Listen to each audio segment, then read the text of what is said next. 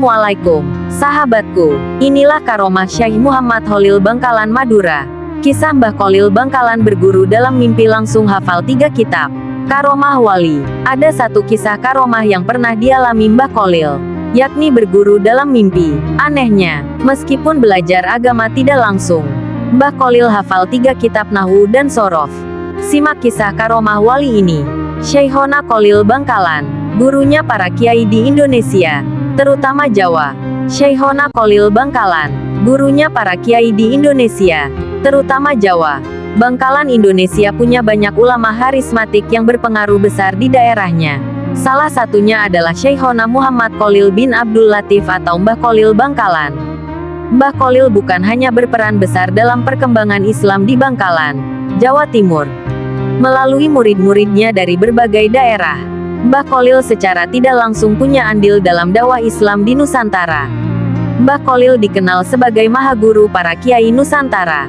Julukan ini tidak terlepas dari keberhasilannya dalam mencetak ulama dan kiai besar di daerahnya.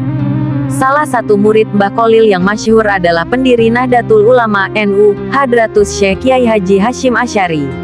Mbah Khalil juga dikenal sebagai bukan ulama biasa. Beliau adalah wali Allah. Sebagai kekasih Allah, lazim jika Syekhona Khalil Bangkalan dianugerahi karomah. Proses Mbah Khalil menjadi ulama besar tidaklah instan. Ia digembleng dengan pendidikan agama sejak kecil. Mbah Khalil sejak muda sudah haus ilmu, terutama fikih dan nahwu. Dalam perjalanan menimba ilmu agamanya, ada satu kisah karomah yang pernah dialami Mbah Khalil, yakni berguru dalam mimpi. Anehnya, meskipun belajar agama tidak langsung, Mbah Khalil hafal 3 kitab Nahwu dan Shorof. Simak berikut kisahnya. Ingin berguru pada ahli Nahwu dan Shorof, Kiai Haji Muhammad Khalil bin Abdul Latif atau Syekhona Khalil Bangkalan.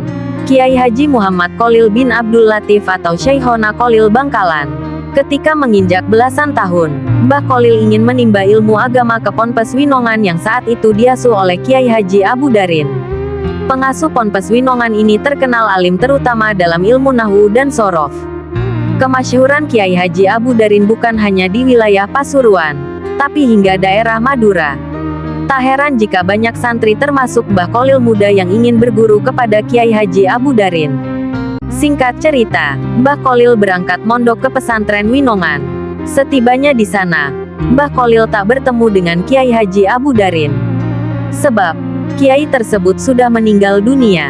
Keinginan Mbah Khalil muda mengaji ke Kiai Haji Abu Darin sangat bulat. Ia menghampiri makam Kiai Haji Abu Darin kira-kira 7 hari dari wafatnya.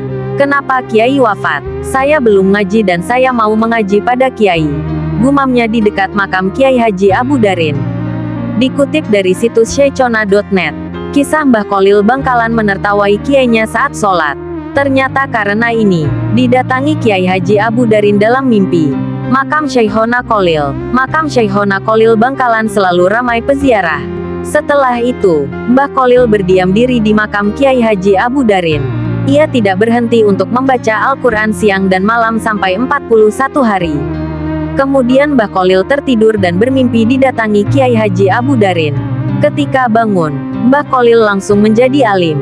Ia hafal kitab Alfiyah, Imriti, dan Ibnu Aqil.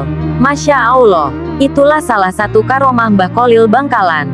Tak bertemu secara nyata di alam dunia, tapi bisa berguru dalam mimpi kepada Kiai Haji Abu Darin. Kisah karomah Mbah Khalil ini disarikan dari situs pesantren Syechona Muhammad Khalil. Wallahu a'lam. Semoga bermanfaat. Wassalamualaikum.